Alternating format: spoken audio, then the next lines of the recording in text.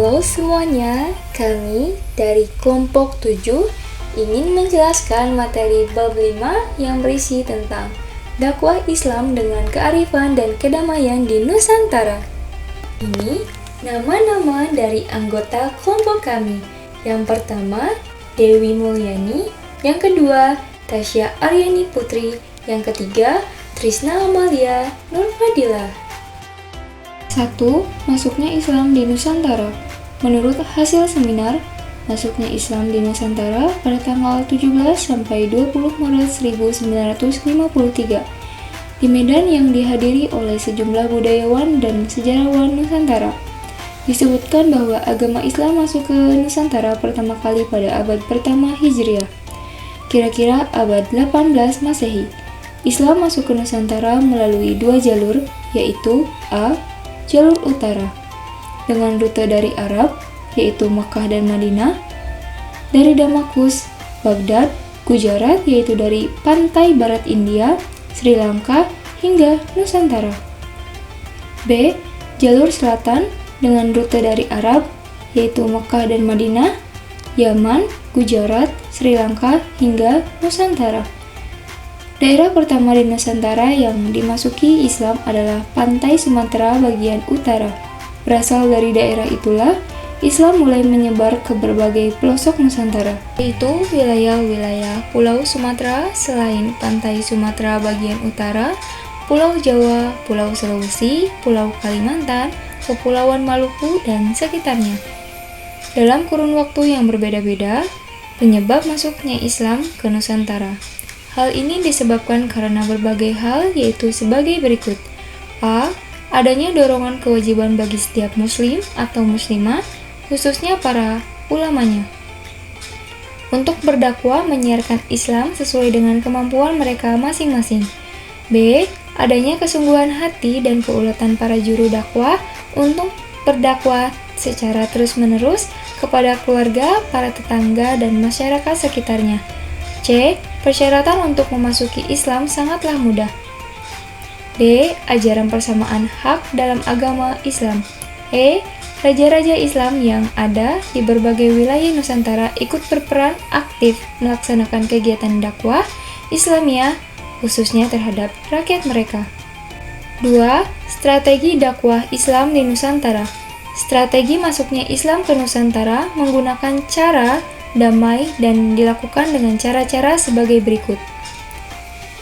1. Melalui cara perdagangan, letak Nusantara yang sangat strategis ini membuat lalu lintas perdagangan sangat strategis dan padat.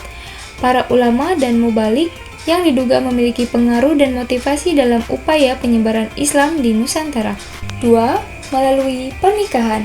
Hal itu menyebabkan banyak penguasa pribumi tertarik untuk menikahkan anak gadis mereka dengan para pedagang ini. Sebelum menikah, sang gadis akan menjadi muslim terlebih dahulu. Pernikahan secara muslim antara para saudagar muslim dengan penguasa lokal Nusantara ini memberikan kemudahan penyebaran Islam di Nusantara. 3. Melalui pendidikan. Para ulama berdakwah melalui pendidikan dilakukan di pesantren, masjid, dayah, surau, dan langgar atau musola. Di tempat ini, mereka mengajarkan pengetahuan Islam kepada para santri. 4. Melalui kesenian. Salah satunya adalah wayang kulit, yang digunakan sebagai media atau strategi mengembangkan dakwah Islam. Wayang kulit adalah salah satu sarana kesenian untuk berdakwah kepada penduduk lokal. Sunan Kalijaga adalah salah satu tokoh terpandang yang menggunakan alat tersebut untuk mengenalkan agama Islam. 5. Melalui pengobatan. Pengobatan dijadikan strategi atau cara ulama dalam menyebarkan Islam kepada masyarakat Nusantara. 3. Perkembangan Islam di Nusantara. A. Sumatera. Daerah pertama dari Kepulauan Nusantara yang dimasuki Islam adalah Sumatera bagian utara, seperti Pasai dan Perlak. Para pedagang dari India, yakni bangsa Arab, Persia, dan Gujarat yang juga para mubalik Islam, banyak menetap di bandar-bandar sepanjang Sumatera Utara. Mereka menikah dengan wanita-wanita pribumi yang sebelumnya telah diislamkan, sehingga terbentuklah keluarga-keluarga muslim. Para mubalik Islam pada waktu itu tidak hanya berdakwah terhadap para penduduk biasa, tetapi juga kepada raja-raja kecil yang ada di bandar-bandar sepanjang Sumatera Utara. Proses inilah berawal berdiri kerajaan Islam pertama, yaitu Samudra Pasai. Kerajaan ini berdiri pada tahun 1260 Masehi di pesisir timur Laut Aceh, Lok Semawe, Aceh Utara. Rajanya bernama Marah Silu, bergelar Sultan Al-Malik As-Saleh. Seiring dengan kemajuan kerajaan Samudra Pasai yang sangat pesat, perkembangan agama Islam pun mendapat perhatian dan dukungan penuh. B. Jawa. Penemuan nisan makam Siti Fatimah binti Maimun di daerah Leran atau Gresik yang wafat tahun 1101 Masehi dapatlah dijadikan tonggak awal kedatangan Islam di Jawa. Baru sejak akhir abad ke-13 Masehi hingga abad-abad berikutnya, terutama sejak Majapahit mencapai puncak kejayaannya. Bukti-bukti proses pengembangan Islam ditemukan lebih banyak lagi.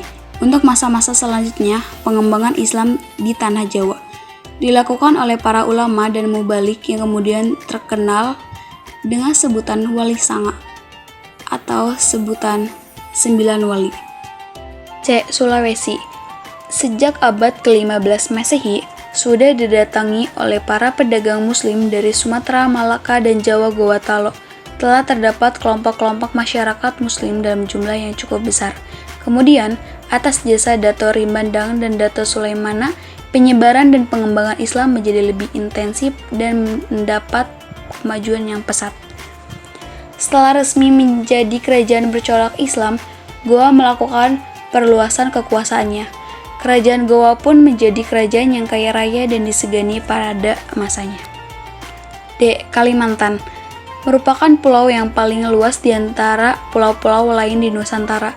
Hal ini berpengaruh terhadap penyebaran Islam di pulau yang awalnya berjuluk Borneo berdasarkan hikayat Banjar. Pangeran Samudra meminta bantuan kerajaan Demak, Sultan Tenggono, untuk memerangi kerajaan Daha. Dengan perjanjian apabila kerajaan Daha dapat dikalahkan, Pangeran Samudra beserta rakyatnya bersedia masuk Islam.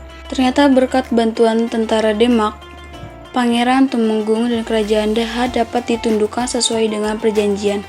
Akhirnya Raja Banjar, Pangeran Samudra, beserta segenap rakyatnya masuk Islam dan bergelar Sultan Suryamullah. E. Maluku Utara dan sekitarnya.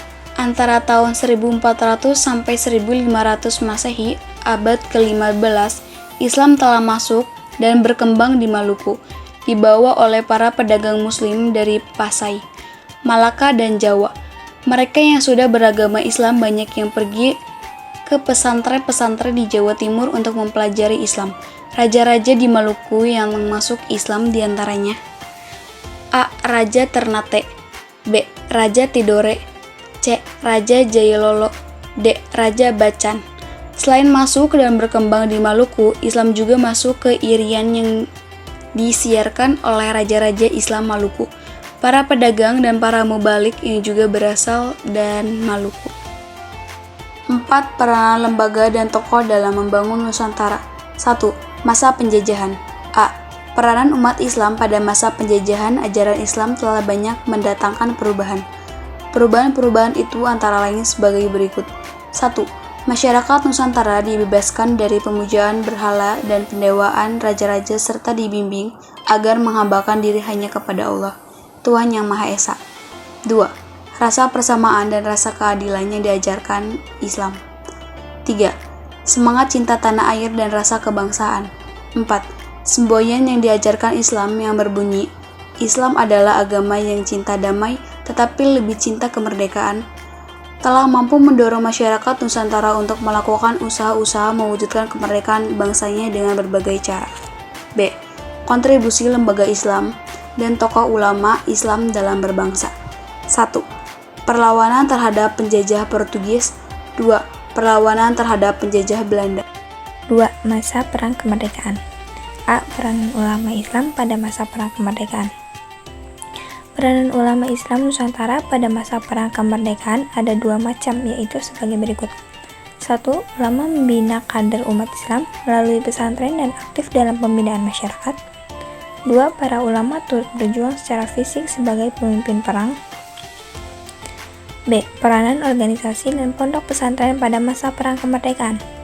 Sebelum abad ke-19, perlawanan terhadap penjajah Belanda yang dipimpin oleh raja-raja Islam dan para ulama masih bersifat lokal, sehingga perlawanan itu dapat dipatahkan oleh kaum penjajah. Organisasi-organisasi tersebut antara lain adalah sebagai berikut. 1. Serikat Dagang Islam atau Serikat Islam. 2. Muhammadiyah. 3. Nahdlatul Ulama. 4. Pondok pesantren. 3. Masa pembangunan. A. Peranan umat Islam pada masa pembangunan. Dalam usaha mengisi kemerdekaan, umat Islam memiliki andil besar dalam pembangunan di berbagai bidang demi tercapainya tujuan nasional yang diamanatkan oleh Undang-Undang Dasar 1945. Sekalipun dalam beberapa peristiwa terjadi ketegangan antara Islam dengan pemerintah, akan tetapi umat Islam tetap mendambakan kemajuan dalam pembangunan negeri ini. Hal ini terutama ditunjukkan organisasi kemasyarakatan Islam seperti Nahdlatul Ulama, Muhammadiyah, dan lainnya. B. Peranan organisasi Islam dalam masa pembangunan. Organisasi Islam yang ada pada masa pembangunan ini cukup banyak, antara lain Muhammadiyah, Nahdlatul Ulama, Himpunan Mahasiswa Islam, berdiri tahun 1947 di Yogyakarta. Pergerakan Mahasiswa Islam Nusantara berdiri pada 17 April 1960 dan Majelis Ulama Nusantara berdiri pada 26 Juli 1975. 5.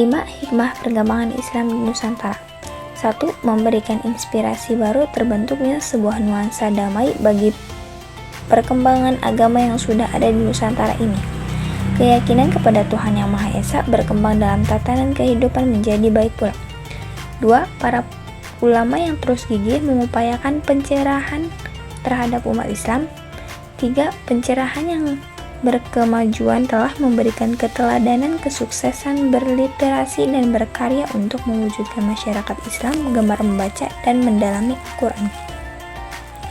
4. Keterampilan dalam memperkaya khasanah bentuk-bentuk bangunan dan model arsitektur bangunan. 5. Kearifan para ulama dan memodifikasi budaya dan kebiasaan masyarakat setempat, membentuk corak Islam yang hadir dengan keramahan dan kebijaksanaan serta membiasakan masyarakat Islam bersikap toleran, arif, dan damai.